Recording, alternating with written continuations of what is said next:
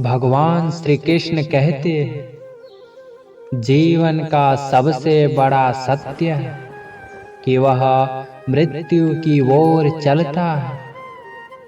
सभी को लगता है कि वह अपने जीवन में आगे जा रहे हैं, परंतु सत्य ये है कि जन्म के बाद जीवन पीछे जाता रहता है। उम्र बढ़ती है पर जीवन घटता है। किसी जीव का इस संसार में जन्म हुआ जिसका अनुमानित जीवन 100 वर्ष का है, तो उसके जन्म के बाद हर दिन प्रतिक्षण उसका जीवन कम होता रहेगा और जब उसका समय पूर्ण हो जाएगा तो जीवन समाप्त हो जाएगा। जीवन की शुरुआत को जन्म और अंत को मृत्यु कहते हैं। कुरुक्षेत्र के युद्ध में भगवान श्री कृष्ण ने अर्जुन को कर्म, उपासना और ज्ञान का उपदेश दिया था।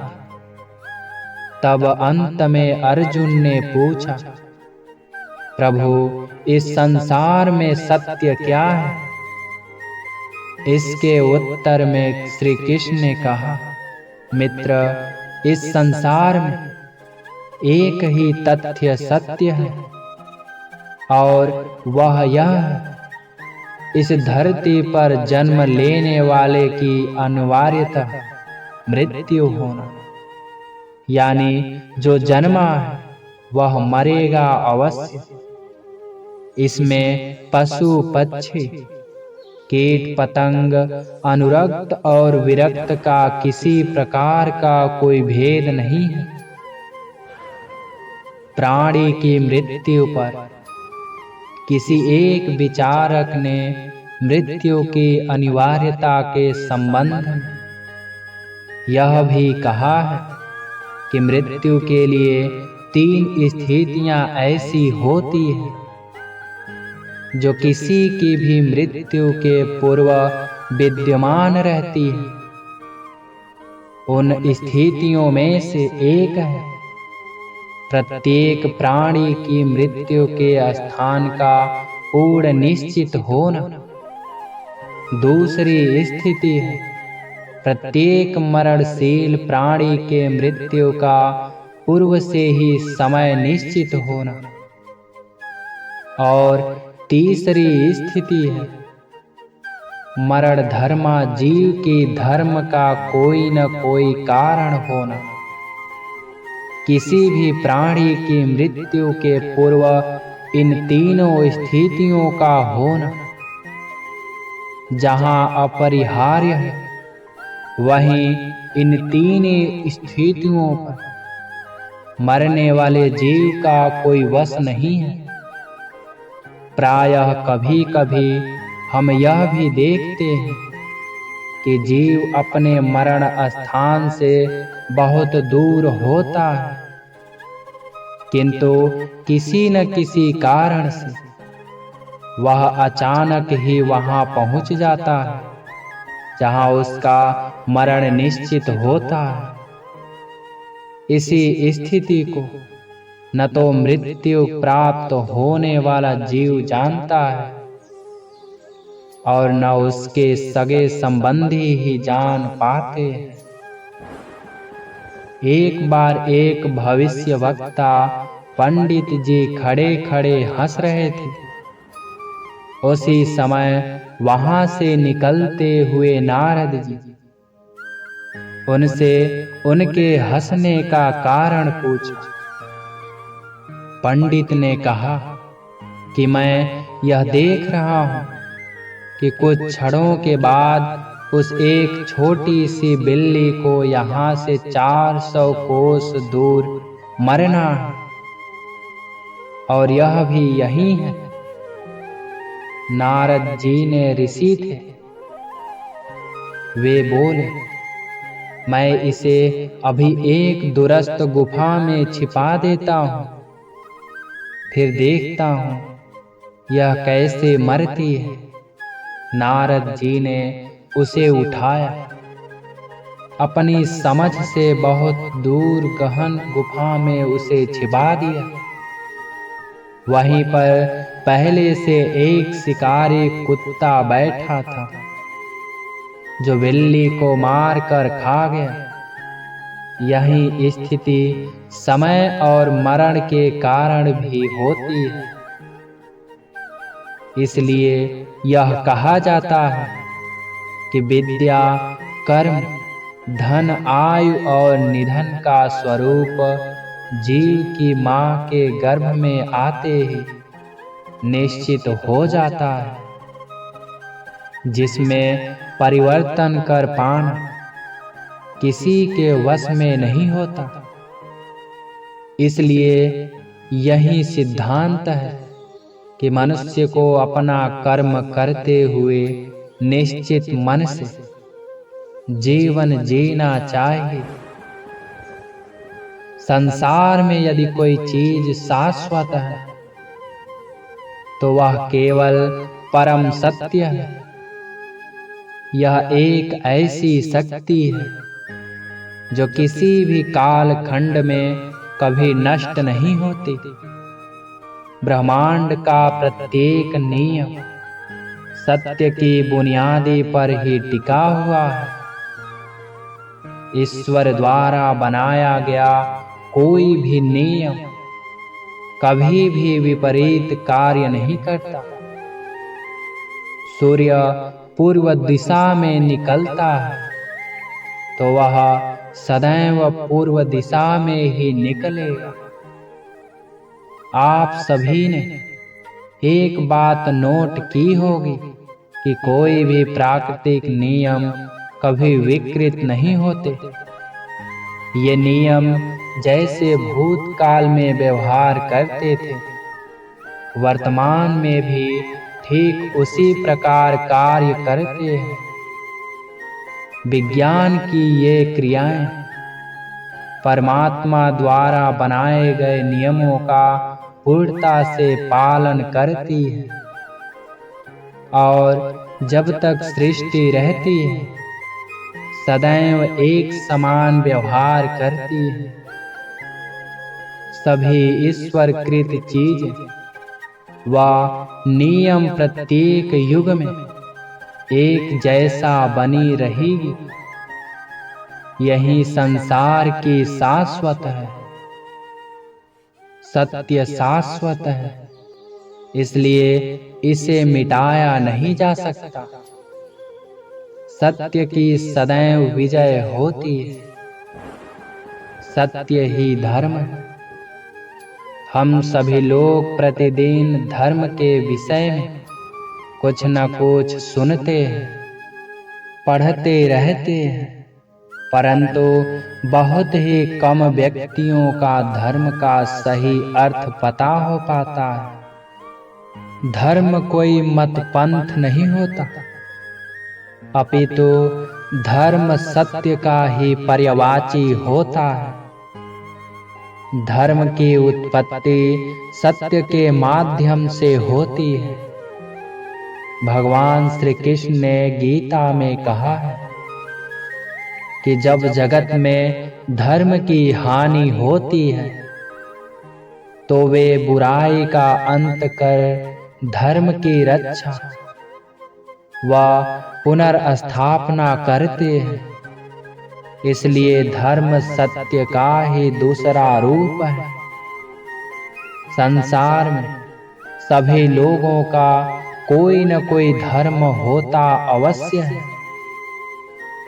उदाहरण के लिए पिता का धर्म है अपनी संतान का सही ढंग से पालन पोषण करना और उसका चरित्र निर्माण करना। राजा का धर्म प्रजा की प्रत्येक स्थिति में रक्षा करना। विद्वानों का धर्म सदैव समाज में सही शिक्षा का प्रचार करना होता है।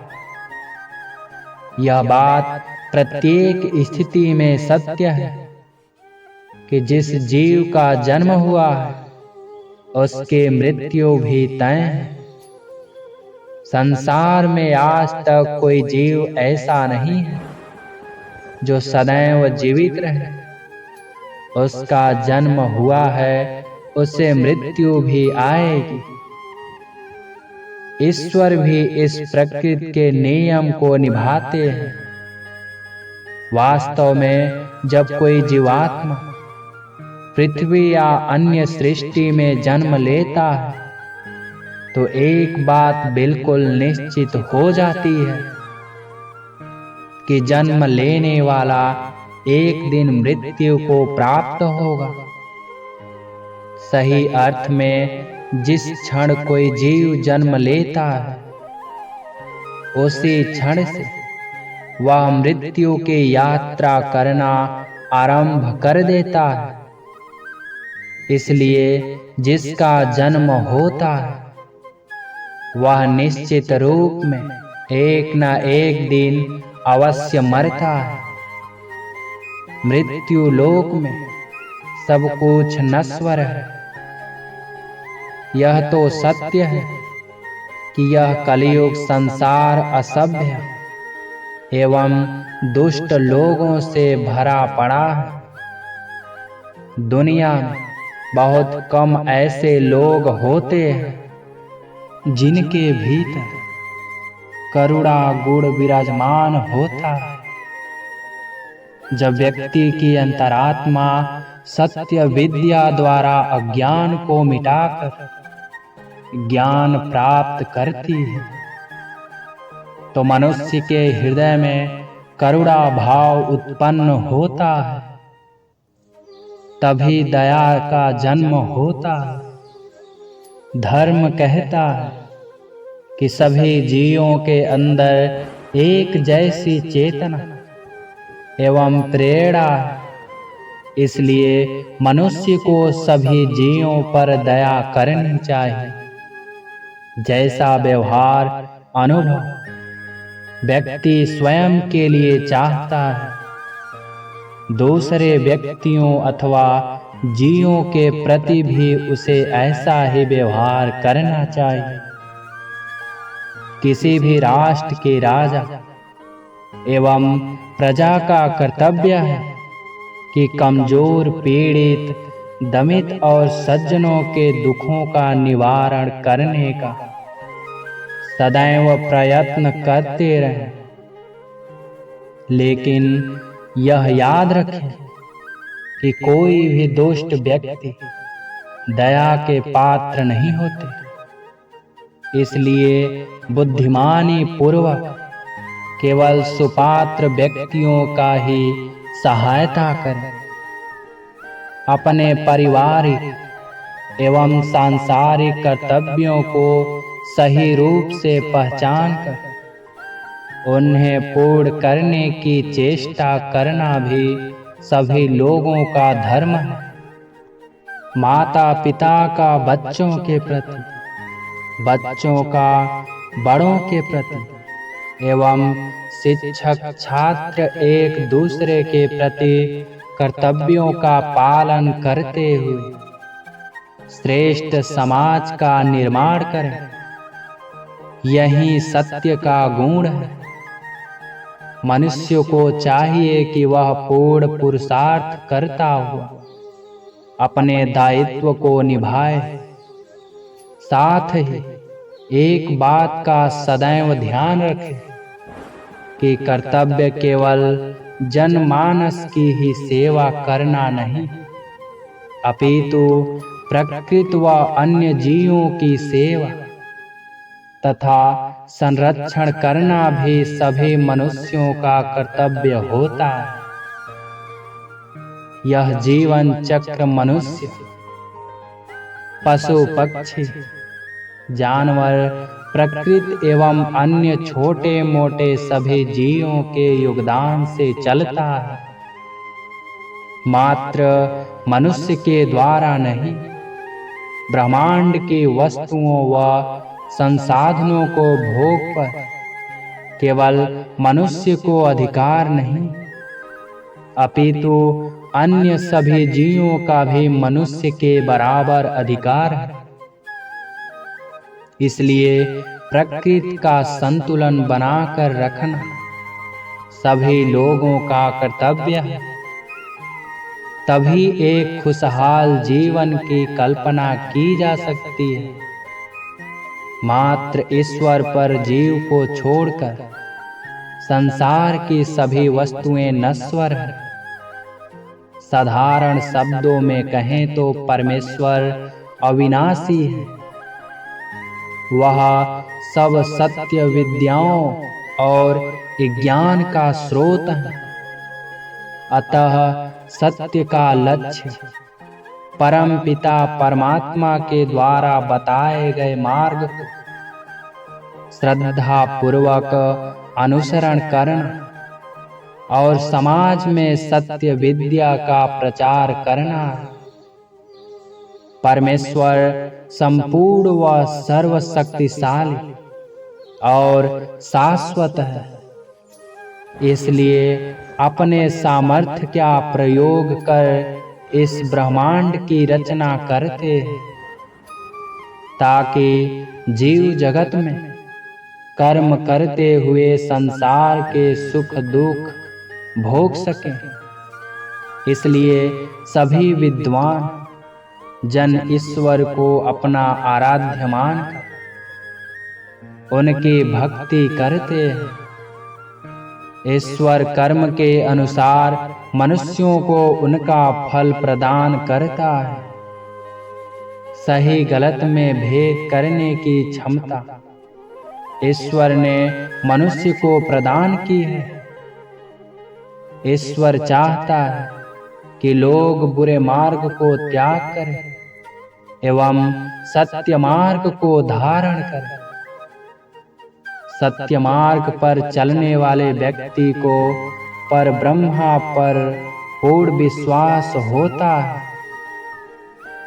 अतः ऐसे व्यक्ति निडर होते हैं और वीरता पूर्वक अपना जीवन आनंद से व्यतीत करते हैं।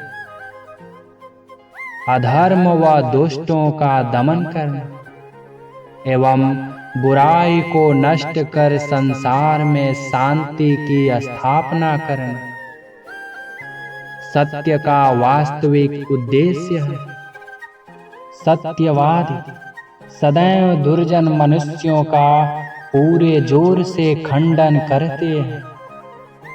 अगर किसी व्यक्ति को सत्य कथन बोलने पर मृत्यु का सामना करना पड़े तो भी पीछे नहीं हटना चाहिए। शास्त्रों में मनुष्य जाति को सत्य धर्म पालन करने का आदेश दिया गया है। वास्तव में धर्म का जन्म सत्य से ही होता है। सभी भारतीय शास्त्रों का मूल केंद्र सत्य से ही जुड़ा हुआ है। अध्यात्म विज्ञान सत्य के मार्ग पर चलकर परम आनंदपूर्ण जीवन व्यतीत करने की कला सिखाता है। हमें यह बात मस्तिष्क में रख लेनी चाहिए कि सत्य मार्ग पर चलना सरल नहीं होता। यह मार्ग तो तीव्र प्रज्वलित अग्नि में अपनी आहुति देने के समक्ष, दूसरे अर्थ में कहें तो यह तलवार की धार पर चलने के समान है। सत्य की स्थापना एवं उसका रक्षण करने वाले व्यक्ति एक वीर योद्धा होते हैं। इसलिए सभी सभ्य व्यक्तियों का कर्तव्य है कि वे प्रत्येक स्थिति में सत्य की रक्षा करते रहें।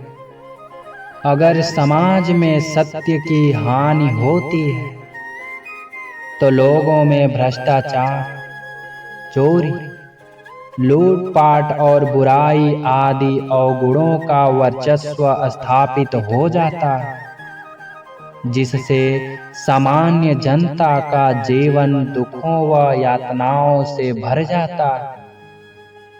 दोस्तों, अगर वीडियो पसंद आया हो तो वीडियो को लाइक एवं सब्सक्राइब करें।